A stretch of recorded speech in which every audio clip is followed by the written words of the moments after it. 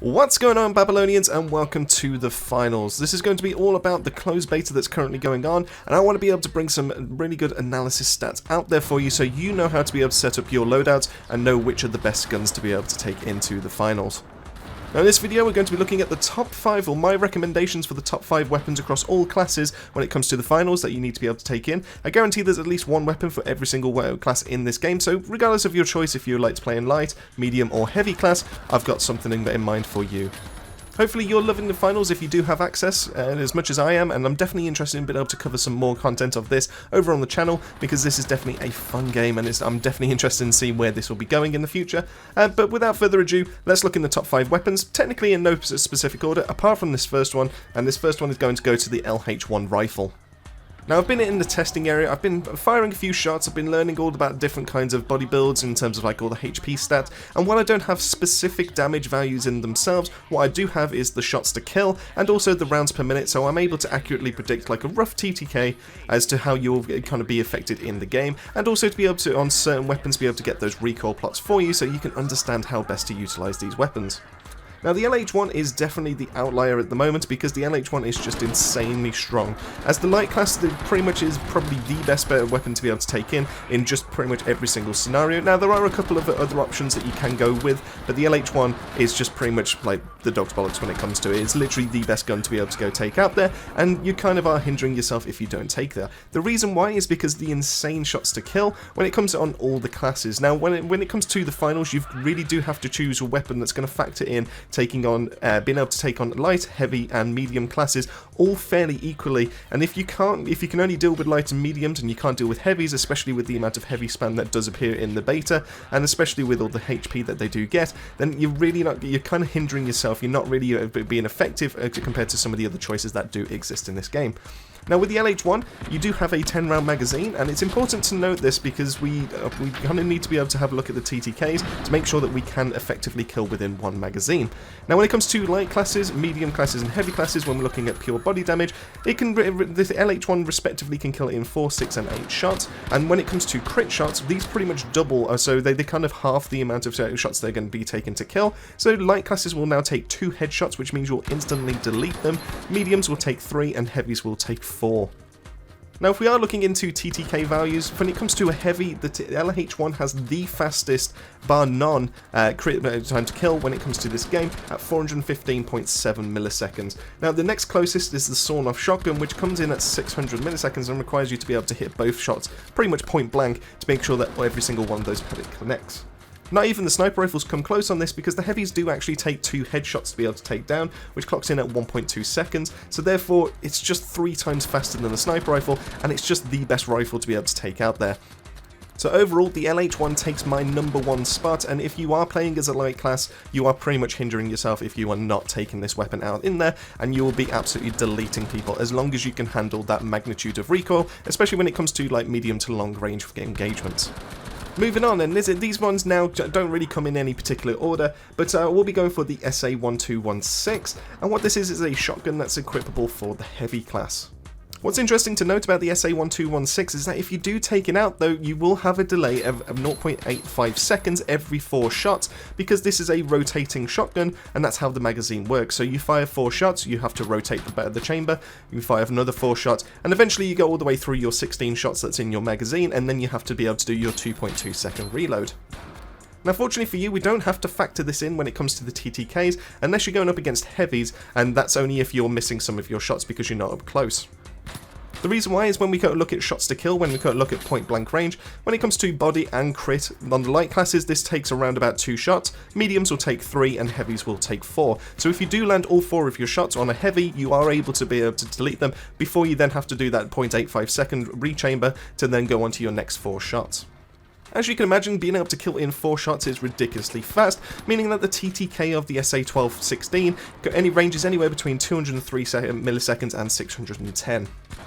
Well, what I also like about this game is that shotguns do not have like a finite range or anything like that, but it does mean that the spread will also then start going out a little bit too far to be able to make your damage consistent. What's also nice is the fact that when it comes to shotguns, and this works for every single shotgun that exists in the game, is they have fixed spread patterns, meaning that if you do take a gun out with you and you use that gun consistently, you are able to get an idea as to where you need to be able to aim your crosshair to be able to deal that damage. Aiming down sight does not tighten this up, so feel free to be able to hip fire, and that allows you to be able to keep as much mobility and as much viewpoint, or as in terms of like what you're being able to see in the engagement, as much as possible. So when it comes to the SA-1216, it is the best shotgun in this game, and the only one that gets to beat it by slight TTK is going to be the sawed-off shotgun on the light class. Now the reason why the SA-1216 is better is because it has 16 rounds rather than the 2 that the sawed-off shotgun has, and then obviously you then have to be able to factor in a reload every single time you use that sawed-off shotgun to be able to then take on some enemies in case those 2 shells don't take them down. With that in mind, the SA-1216 is able to take on prolonged fights, and that is going to be especially useful when we do have to factor in teams of 3, which means that if you are starting to get rushed down by either 1, 2, or even all 3 members of the other team, you then have this SA-1216 that's able to take on those firefights and do you well. So coming in on the 3rd position, we're now going to be having a look at the medium class. Now the reason why this gun in particular is going to be taking the 3rd spot and is going to be above some of the other weapons or the other options that the medium class does have is that it has some insane crit potential, and it means that if you are able to land your hits in all these gunfights and you are able to aim for that head every single time, this will be deleting things faster than pretty much anything else that could possibly exist inside your arsenal. So this of course will be the R357 revolver pistol, and the reason why we're going to be putting this on is because of that insane damage potential.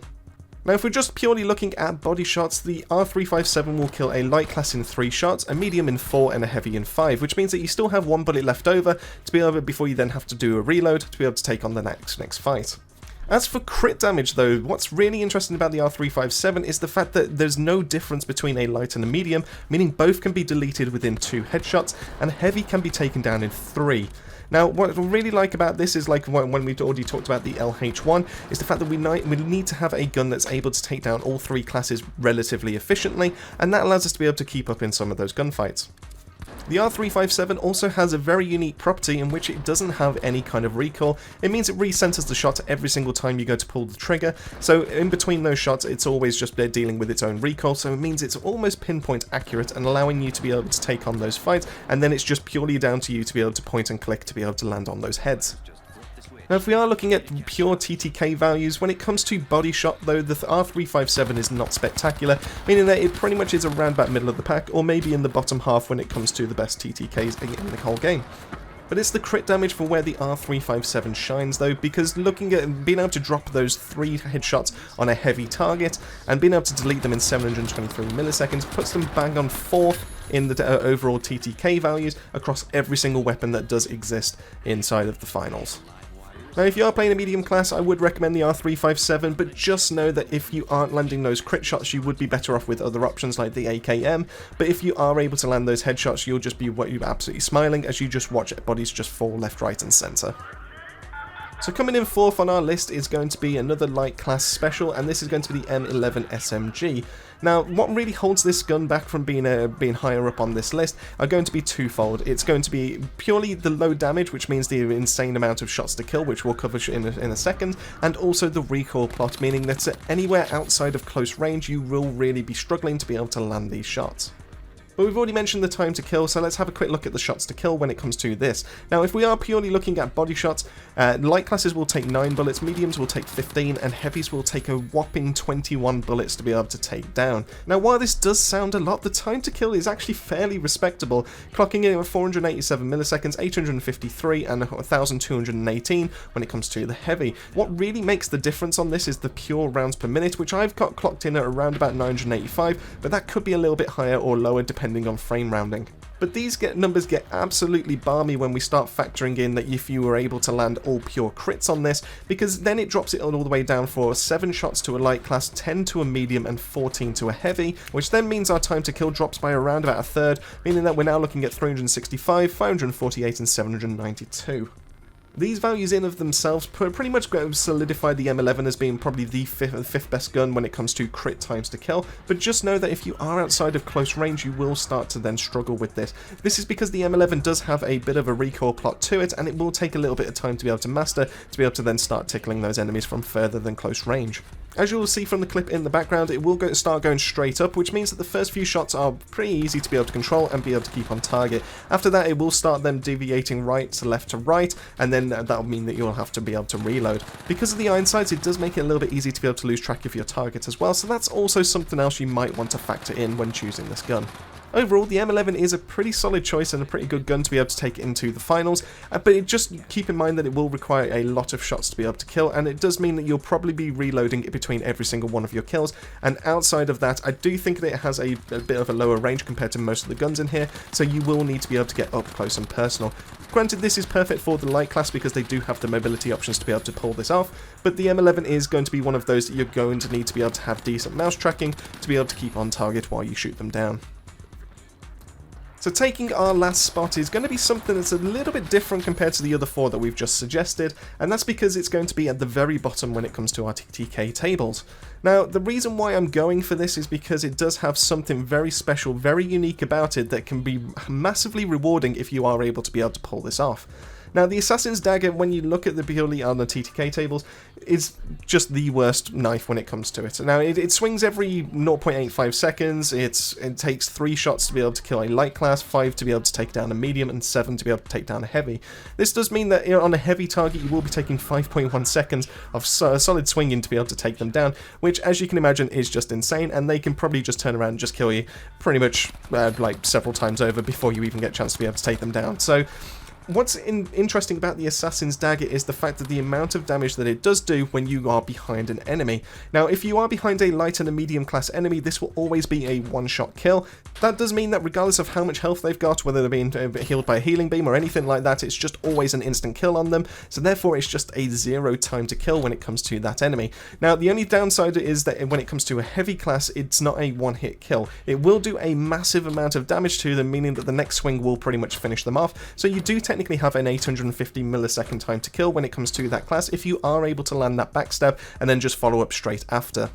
Having that instant delete capability when it comes to the Assassin's Dagger is just something so unique when it comes to the melee weapons in this game that I highly consider this to be probably the best one to be able to use if you are able to get it to work with your certain playstyle. Now, to be able to pull this off, the light class does have a lot of options, and there's definitely several different ways that you could be able to do this. Now, with flashbangs are extremely strong in this game, which have a really massive blinding radius potential, so that means that you can potentially do that to be able to then get behind an enemy as long as you aren't flashed yourself. The light class also has access to the grappling hook and also to the cloaking ability, meaning they have options that are ways to be able to get around enemy teams, meaning that they can then start doing that damage from behind. Overall, if any of the classes was going to be able to pull this off, it would definitely be the light class, but just know that while this weapon is insanely strong on paper, it's definitely a specific playstyle to be able to get it to work, and it's not going to work for every single player out there, so definitely feel free to be able to try this one out, see if you like it, and then take it from there. And there you go, that pretty much wraps up every single one of the weapons in terms of my top 5 weapons to be able to use in the beta when it comes to the finals. Let me know in the comment section down below, have you found any of these useful? Have you tried using or experimenting with any others when it comes to this game? And let me know what's your favourite weapon when it comes to the game as well. Massive thank you for making your way to the end of the video. Massive thank you to the Babylonian family as always for their continued support. The names always appear at the end of every single one of our videos. And that just leaves me to say, keep yourself safe, keep yourselves well, and I'll see you all on the next video.